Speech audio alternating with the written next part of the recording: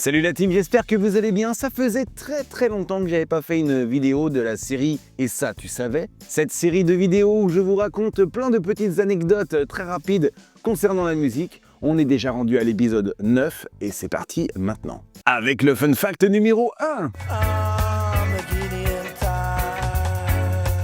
Dans la chanson Armageddon Time du groupe The Clash, on peut entendre à 2 minutes 58 ça.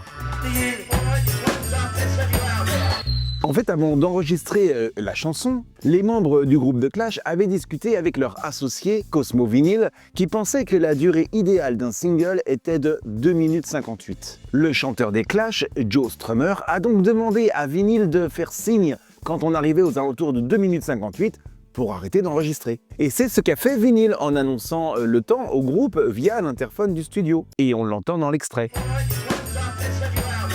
En français, ok, le temps est écoulé, sortons de là. Tous s'arrêtent de jouer sauf le bassiste, entraîné dans le mouvement. Le chanteur Strummer, qui était tellement satisfait de la prise d'enregistrement qu'il venait de faire avec son groupe, a improvisé une réponse sur le rythme de la musique à Vinyl, qui dit en français « Ok, ok, ne nous pousse pas quand on est chaud ». Écoutez.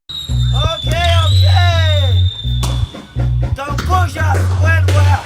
Oui, là c'était en anglais du coup. Le groupe a donc continué de jouer sur une prise qui a duré finalement 3 minutes 50. Quant à Vinyl, il craignait que le groupe soit un petit peu énervé par le fait qu'il interrompe leur prise parfaite. Mais cette interruption a fini par ajouter du charme à l'enregistrement et c'est pour ça que tout a été gardé dans cette chanson que vous pouvez écouter avec ces petites phrases. Sans transition, passons au fun fact numéro 2. Il faudra 9 prises au groupe les Beatles pour enregistrer leur chanson I Feel Fine en 1964. Et la chanson commence par un son insolite à l'époque. Écoute.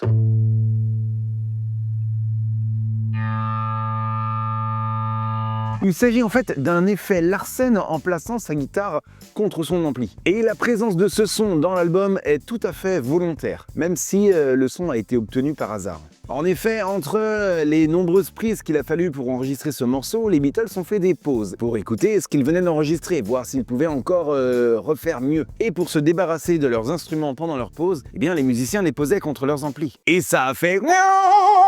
Ouais, j'ai fait très mal le Larsen. Ils ont tellement adoré le son qu'ils ont décidé de le mettre dans l'intro d'une chanson. Et c'est ainsi que le tout premier Larsen de guitare est apparu dans un album de musique. En parlant de guitare, la transition est toute trouvée pour le fun fact numéro 3.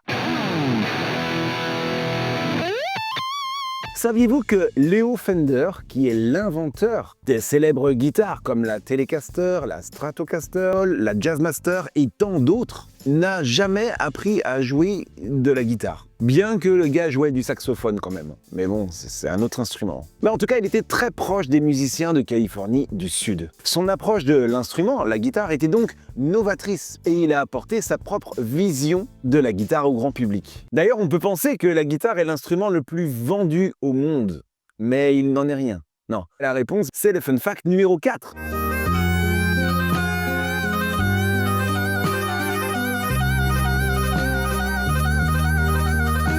Et oui, il s'agit de l'harmonica. C'est dire, même moi j'en possède un.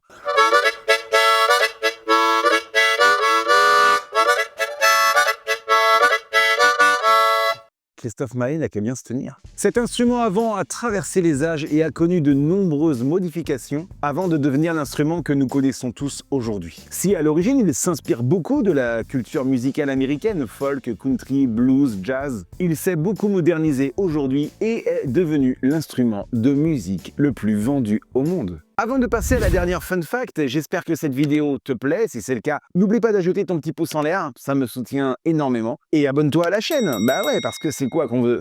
C'est ça qu'on veut. C'est le fun fact numéro 5.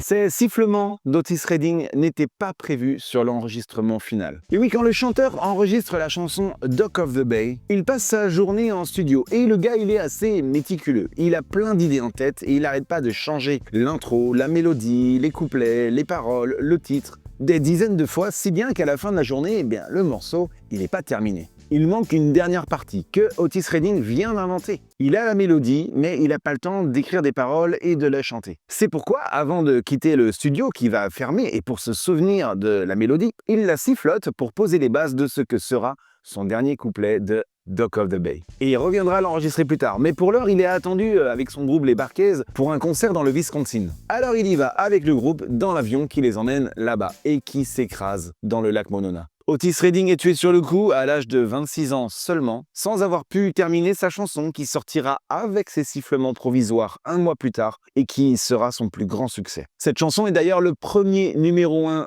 vendu à titre posthume de l'histoire de la musique aux États-Unis. La team, si vous connaissez d'autres anecdotes croustillantes sur la musique, n'hésitez pas à me les mettre dans les commentaires.